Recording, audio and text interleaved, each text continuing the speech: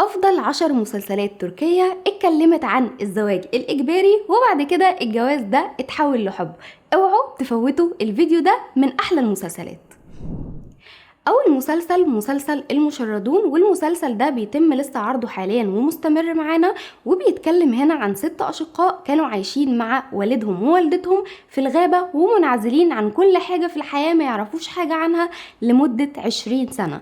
وفي يوم من الأيام في شخص اسمه يفوز بيقتل والدهم ووالدتهم، وبعد كده كمان بيطاردهم، فبيضطروا ان هم يهربوا لاسطنبول.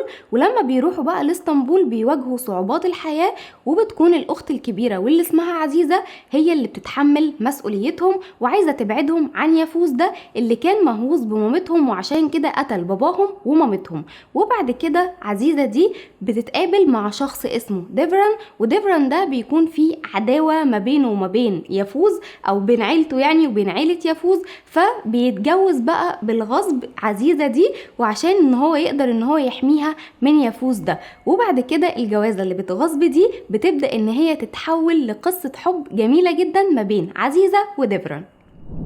تاني مسلسل ما ذنب فاطمة جول، والمسلسل ده من أقرب المسلسلات لقلبي، وهو بيتكلم عن بنت اسمها فاطمة وكانت مخطوبة لشخص اسمه مصطفى، وفي يوم من الأيام بتتعرض للاعتداء من 3 أشخاص، وهم سليم وعثمان وكمان معاهم مراد، وبيكون معاهم كريم، لكن كريم ما بيعتديش عليها. بعد كده الخبر ده بينتشر في القرية اللي كانوا عايشين فيها في أزمير، فبيضطر بقى كريم ده ان هو يتجوز فاطمة، وفاطمة كمان تتجوزه غصب عنها عشان الاخبار اللي انتشرت في القرية دي. وبعد كده بياخدها هو وعيلتها وبيروحوا على اسطنبول، وبيبدأ ان هو يساندها تتخطى الموقف اللي حصل لها، وكمان بيساعدها ان الناس اللي اعتدوا عليها دي يدخلوا السجن وهو كمان معاهم، وبتبدأ ان هي تروح لدكتورة نفسية. وبعد كده بتنشأ ما بينها قصة حب كانت مستحيلة ما بين كريم وفاطمة، من اروع المسلسلات اللي انتم ممكن تتفرجوا عليها.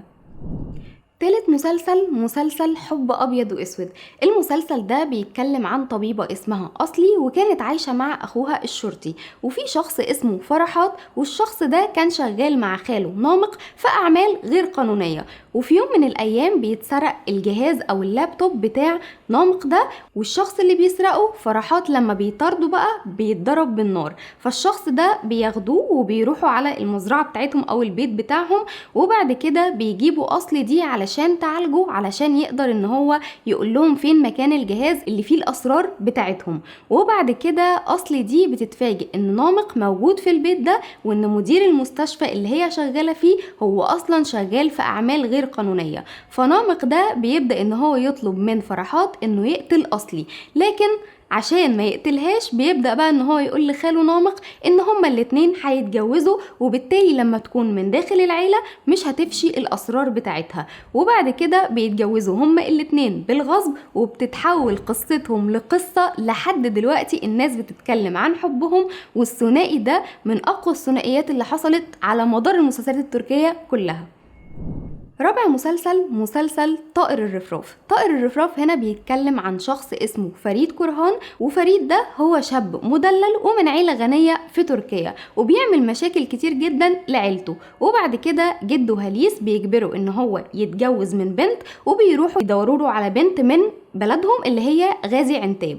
ولما بيروحوا هناك المفروض ان هو كان هيتجوز ببنت اسمها سونا، لكن بعد كده بيشوف اختها سيران، وبيبدأ ان هو يمل لها شوية، او يقول يعني بما انه كده جواز بالاجبار اما اخد اللي عجبتني احسن من اللي ما عجبتنيش. وفعلا الاتنين بيتجوزوا، وبيكون الجواز بتاعهم هما الاتنين بالغصب يعني، وسيران ما بتكونش عايزاه. وبعد كده بتنشأ برضو قصة حب ما بينهم حلوة جدا، تعبونا معاهم على مدار ال3 مواسم، وبصراحة اول موسم ونص بالنسبة لي كانوا احلى من نص الموسم التاني وكمان الجزء التالت.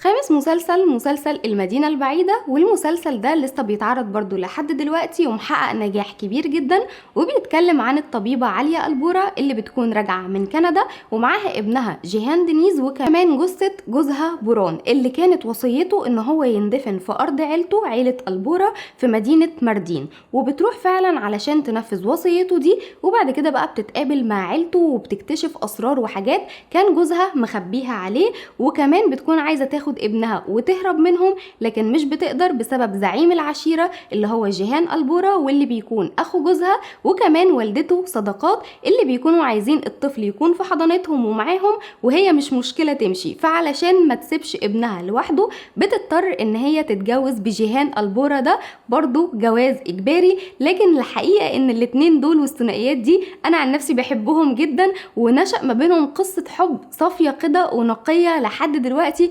ومستمرين لسه في الاحداث نشوف هتودينا لحد فين.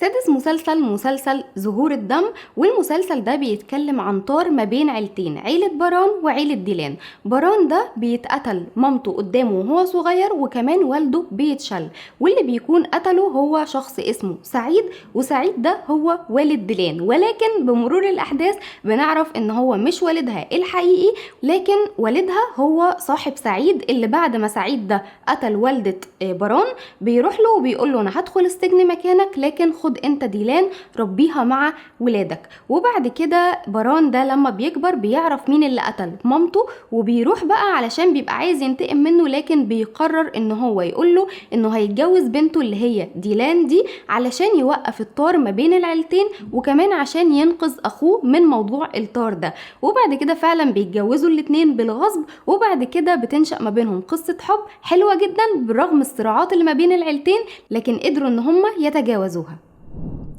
سابع مسلسل العشق مجددا. المسلسل ده كوميدي حلو جدا جدا، بيتكلم عن فاتح وزينب دي بتكون حبت شخص وسافرت معاه وخلفت منه طفل، وبعد كده الشخص ده بيتخلى عنها فبتكون عايزة ترجع لأهلها، وفاتح بيكون هو كمان رجع في الطيارة لأهله اللي كانوا عايزين يجوزوه بالغصب. فالاتنين بقى بيتقابلوا مع بعض في الطيارة، وبيبدأوا ان هما يتفقوا مع بعض ان هما يتجوزوا قدام أهاليهم، وبعد كده يقولوا لهم ان الطفل ده هو طفلهم، وبالفعل بيروحوا لأهاليهم وبيضطروا ان هما يتجوزوا بشكل فعلي ولكن هو سوري. وبعد كده بتنشأ ما بين فاتح وزينب قصة حب جميلة جدا ومواقف كوميدية كتير ما بينهم، وكمان ما بين عيلة فاتح وعيلة زينب.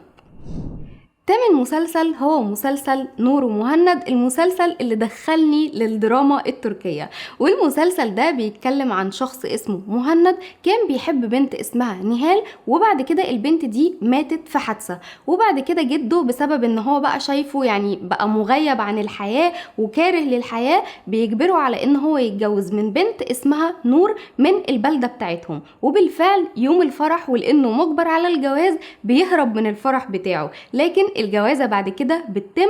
وبعد كده بمرور الأحداث مهند بيبدأ ان هو يحب نور، ونور كده كده كانت بتحبه لكن هو اللي كان متجوزها يعني بالغصب، وبتحصل ما بينهم قصة حب من أروع القصص اللي أنا شفتها لحد دلوقتي في المسلسلات التركية. والمسلسل ده ليه معزة كبيرة جدا في قلبي بصراحة، جميلة جدا. عاشر مسلسل وده من افضل المسلسلات بالنسبه لي، وهو مسلسل القضاء. مسلسل القضاء هنا بيتكلم عن المحاميه جيلان وكمان النائب الجاز، الاتنين دول بتجمعهم قضيه كده وهي قضيه موت اخت المحاميه دي، وبيحاولوا بقى يدوروا على القاتل الحقيقي اللي بيكون اصلا متهم في القضيه دي شنار اخو النائب، لكن مش هو القاتل الحقيقي. واثناء سعيهم بقى وبحثهم عن القاتل ده بتضطر جيلان ان هي تاخد بعض الأدلة بأسلوب غير قانوني، وبيساعدها على ده النائب الجاز برغم ان هو كان ماشي على القوانين بحذافيرها يعني. وبعد كده بيتم استدعائهم علشان يتحقق معاهم في الدليل اللي هم خدوه ده، لكن المفاجأة هنا بقى ان هم بيتجوزوا هم الاتنين علشان النائب الجاز ده ما يقدرش ان هو يشهد ضد جيلان، وبالتالي الجواز برضو كان بادئ علشان حاجة معينة حاصلة، واتفقوا انه هيتم لمدة سنة وبعد كده ان هم ينفصلوا. لكن بعد كده الجواز بتاعهم اتحول لقصة حب حقيقية، والاتنين بقوا من اروع الثنائي على مدار المسلسلات التركية برضو. والمسلسل ده بصراحة من اقرب المسلسلات لقلبي. يا ترى انتوا كمان بتحبوا المسلسل ده؟ وايه اكتر مسلسل حبيتوه في المسلسلات اللي انا قلتها كلها؟ ما تنسوش تكتبولي في الكومنتات. ولو انتوا عايزين تعرفوا ايه افضل المسلسلات بصفة عامة ما تنسوش تروحوا للفيديو ده، ولو عايزين تعرفوا ايه هي افضل المسلسلات الكوميدية ما تنسوش تروحوا للفيديو ده. سلام.